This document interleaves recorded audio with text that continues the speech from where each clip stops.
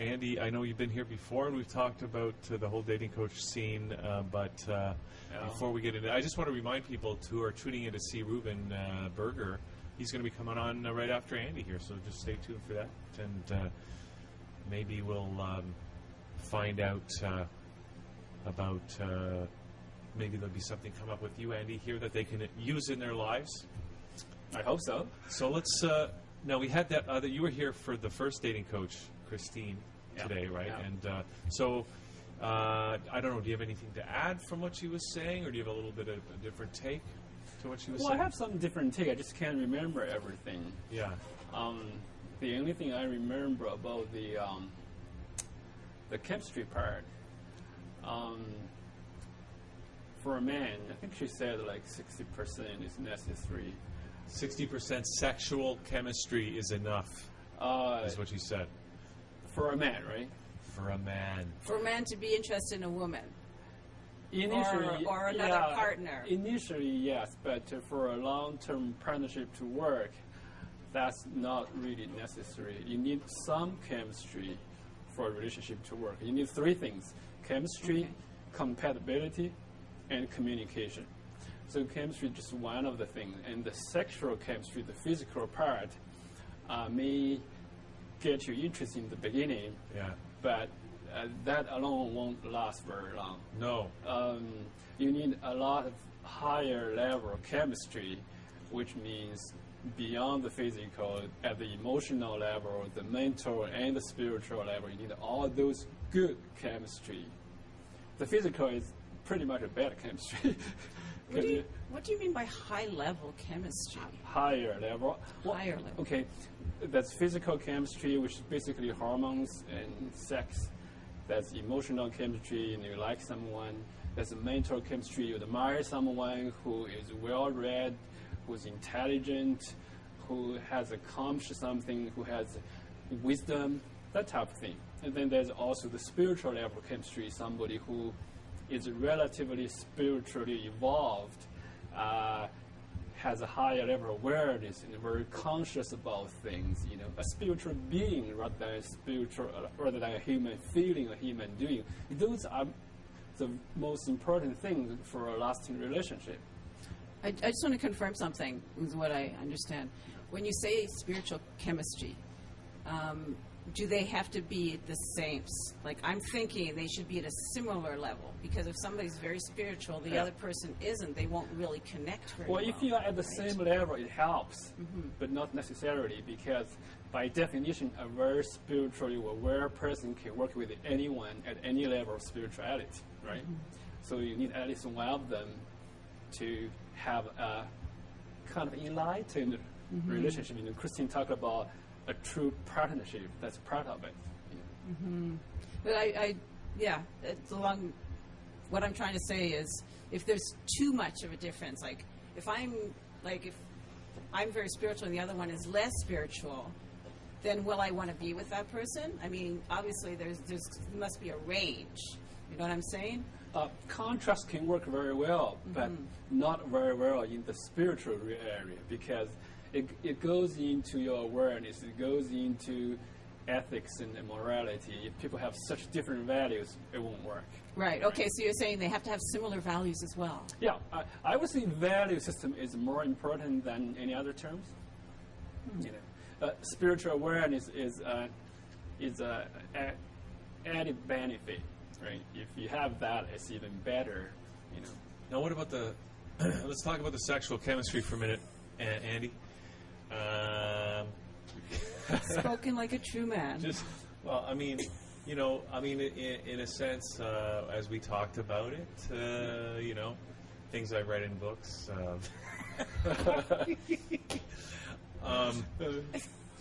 Guys are often motivated sexually to be attracted to different women, and we've heard that, and sometimes it even is like love at first sight. They get married that day.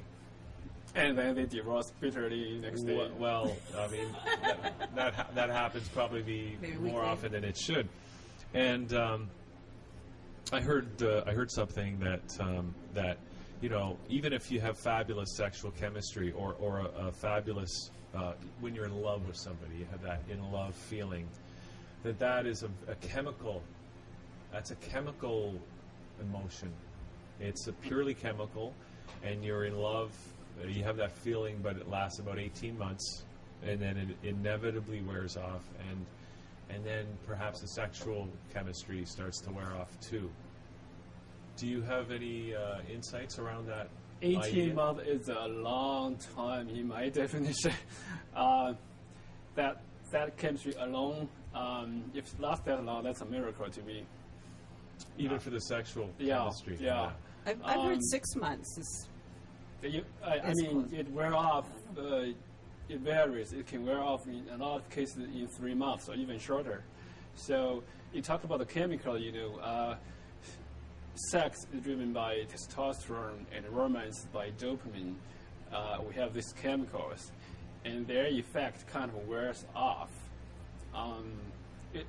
Dopamine is the same thing produced by cocaine. When you take drugs, it produces this thing in your brain, and give you this romantic feeling and everything. But the body has its own feedback system to adjust your reaction to it. Mm-hmm. The next time you will need more to get the same high. So drug addicts will take more and more cocaine to get the same high. Right. And in a marriage, you don't get that much to produce more and more. So the infatuation, the physical chemistry wears off gradually with time. So that's why some people, if you go after passion, mm-hmm. and you end up in a divorce, then you go for the next passion, then you end up in divorce again, again, again. I've seen people doing that. Yeah. Because you go after the wrong chemistry. Well, is it the wrong chemistry, or is it just that feeling of being in love that is... It is. I mean, love and the sex drive is a totally different thing. I think Christian mentioned about the human animal and human spirit. Mm-hmm. The human animal reacts to things, by instinct. It's all the negative, the bad stuff. The human spirit is more evolved. It reacts to the right thing. That's the fact that maintain a good relationship. But how do you over the long run, because even if you've got a great relationship that is got everything good about it in the long term, but if that sex part starts to wear off, then what happens? It can still work. How can you reignite it? You'll be surprised how many marriages continue with no bigger problem with very little sex. So sex is good. It's not absolutely necessary. For a lot of people, for people in their middle ages, the frequency of sex is much less than in their 20s or early 30s, because a man's sexual drive goes down. It peaks at late teens and early 20s. And the woman, before late 20s, they have much less desire for sex. But it increases, it peaks in 30s, sometimes in their 40s. So women in their older ages don't get enough sex in many cases. What can we do so about that? So in other words, you mean older women should be with much younger men? That's a good idea. Look at Demi Moore and what's his name? Kutcher. Ashton Kutcher. Oh, yeah, yes. I'm all for his They are style, in a terrific relationship, and you can see the chemistry between them. I'm sure they have good sex, and that plays a major role. Now, is the corollary of this that older guys should go with much, much younger women? If you have a strong sex drive, you can, because there are men in their 70s that are still hungry for sex. Right, but the girls less than 20 years old probably have a sex drive. I don't recommend that, because it's not a love relationship. Usually it's driven by coming back to the human animal, driven by security, money, status, security. Okay, all joking aside. Yeah. This is not even joking. This is real. Well, some of us are joking. How can, if a couple's together for a long period of time, how can they reignite that? Because apparently it's very important to men, to certain men, to have that sexual energy. Well, sex Still can be, alive. for some men, when they have a higher desire for sex, not even a desire, it's a need. Sex is important for them. If they don't get it for a longer time, they just can't function well. They just need that. I thought they got smarter, like George Costanza. Well, it's a physical need for some men. They become weird now. They think about it too much. It's distract them. So they need to have that. Now, to maintain that thing, a marriage or any partnership relationship, it's an enterprise. You need to constantly to maintain, to manage it. A relationship is really like a plant. You need to water it. You need to care for it. You need to give it love to maintain the vitality of that plant. And it's the same thing for a marriage. You really have to constantly make efforts to make this enterprise work. If you ignore it, it's like a flower without water. It's going to wither and die. I have a completely different question regarding that, the opposite, actually.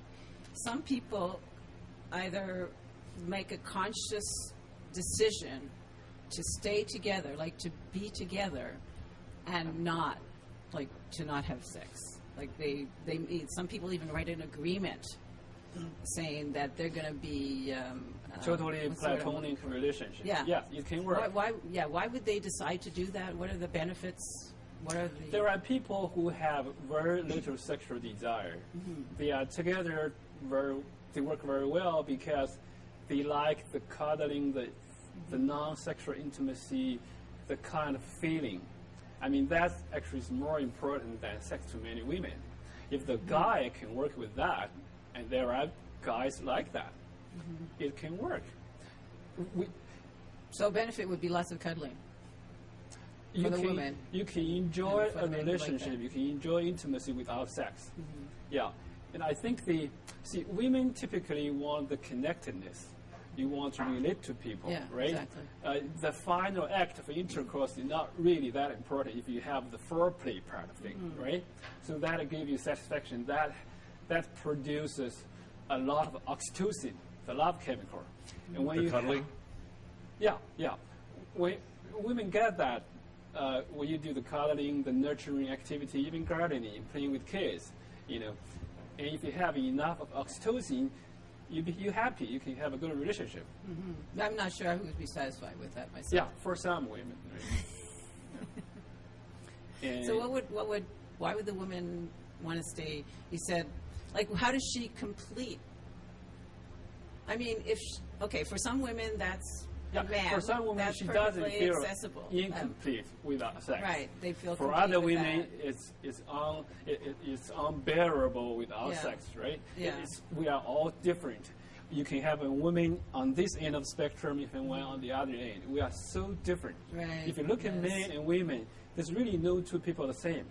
There's nobody who's 100% man or 100% woman. We are all part of a man and part of a woman. Right. And you have men who are very feminine, you have women who are very masculine. Right. It's all depend on what I call the gender archetype. It's not what you look from the surface. You're a man, she's a woman. That's what I call it, to borrow a genetic term, I call it the sex phenotype. The Y and X chromosome determine that. But under the skin, below that surface, we all have the male and female energy, the essence, the gender energy type, which actually determines more of your personality as a man and woman than what you look like outside. Right. Well, that's consistent with some of the research I've done with handwriting analysis. You can't actually tell by looking at somebody's handwriting. You can't tell whether it's a man or a woman. With some people, it's very, very pronounced, like their femininity or their masculinity. But in general, you cannot tell from looking at a person's handwriting. That's a mirror of their personality.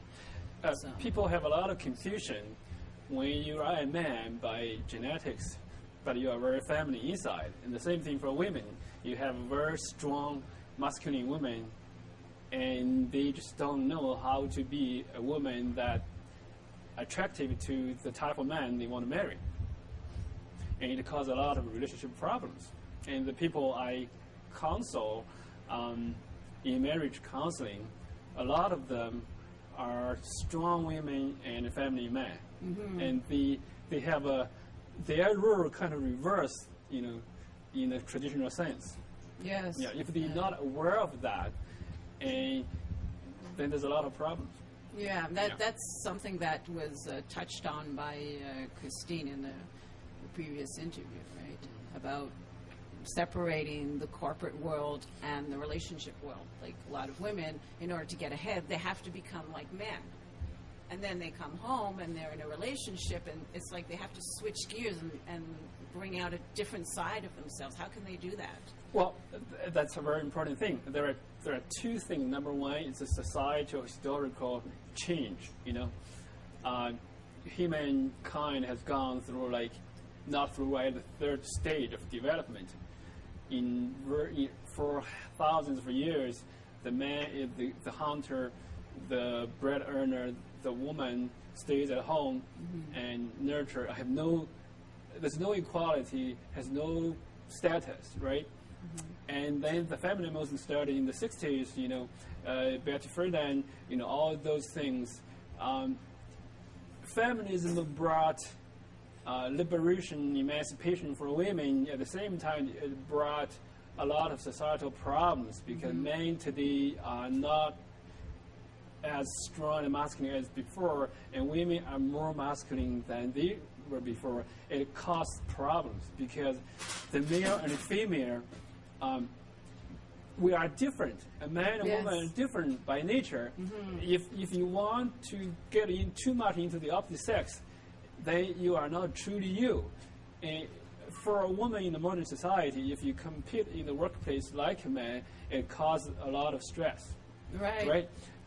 But you are so used to the workplace, I'm a manager, I need to manage this, I need to do this and do that. If you don't make that switch when you get home, I guarantee there's going to be major problem. Right. So how do you make the switch? You just have to be, number one, aware of that. Number two, make a conscious switch. Okay, get out the office door, keep your masculine side there. Okay, I'm a worker woman. Now here, outside the door, I'm no longer a woman. I'm a woman with a career.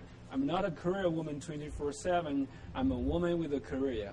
When I'm in my workplace, I do career. When I go home, I am the woman. You just have to make that switch. If you can't do that, go to a women's fashion store or something. Just look at anything feminine. Feel beautiful. Feel nurturing. Feel the typical female energy. Or go home, have a hot bath and bubble bath.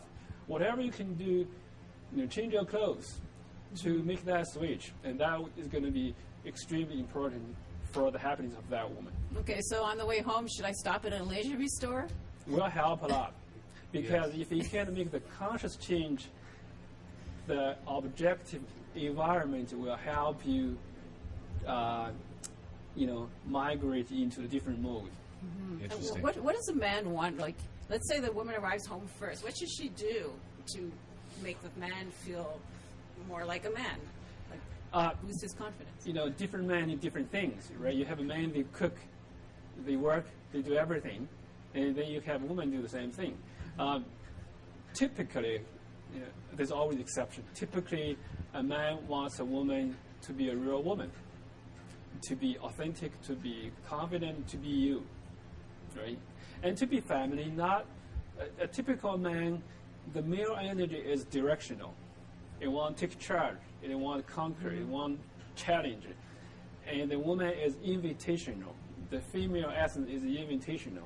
So if you go against your feminine side, you become the directional person.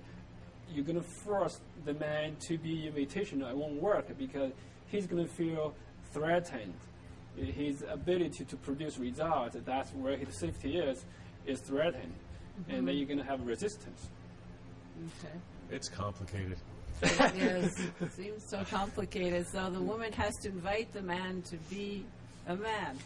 Well, and according to Christine, to ask for help. So the woman has to ask for help. And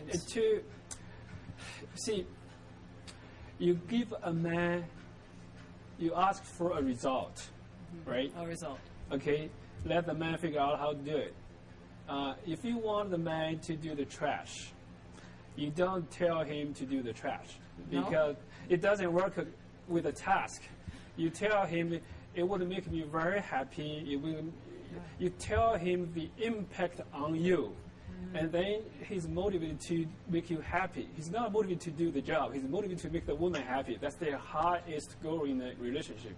They want to do everything possible to make you, the woman, happy. Okay, I'll remember that. Yeah. So I can do a man. I can have a man do anything for me as long as I tell him it would make me happy if Yeah. you See, took there out you the go. trash. It would make me happy if I don't know. You bought me that beautiful red dress. Yeah. You tell him, I feel so happy. When you are happy, he got a 2-week supply of good sex, whatever he needs, right? Tell him what's going to happen, the impact, the result. Fantastic. Well, that's just one of many tips I'm sure that that Andy could show. And I guess you work with men and women, Andy, is that Yeah. right? So, how do you describe your job or your role here? I'm a relationship coach. Okay. I do a lot of different things. I used to do major trauma counseling, people who've been traumatized by rape or any kind of abuse, like serious anger and resentment issues, hurt. But I find many of those problems occurred in a relationship. So I kind of migrated from that type of counseling into relationship counseling coaching. So who should get? Sorry, I don't. No. Do you want to finish that thought? No, I'm not. Okay. Well, so who should get in touch with you? Like people that are looking to get a relationship? I help. At this point, my focus is to help singles find their soulmate and help couples to reach resolution of their problems. So soulmates do exist. Soulmates do exist, depending on how you define it, not in a stereotype sense. Okay. All right. Well, we'll have to leave it at that for today. And You were about to give us your contact information? yeah. It's my website is www.andishi.com. It's ANDI, not Y, SHI, as in Sam, andishi.com. Okay. Andy, thanks. Thanks. Great to be on again. And thanks for doing this. And I think we all learned something today Pleasure. that we can apply in our lives, some of us, to our various relationship issues. Right, Vanessa? Why are you looking at me? Because you're my co-host? Yes, I learned a lot of very interesting things today, and thank you, Andy, for your You're tip. welcome. Okay.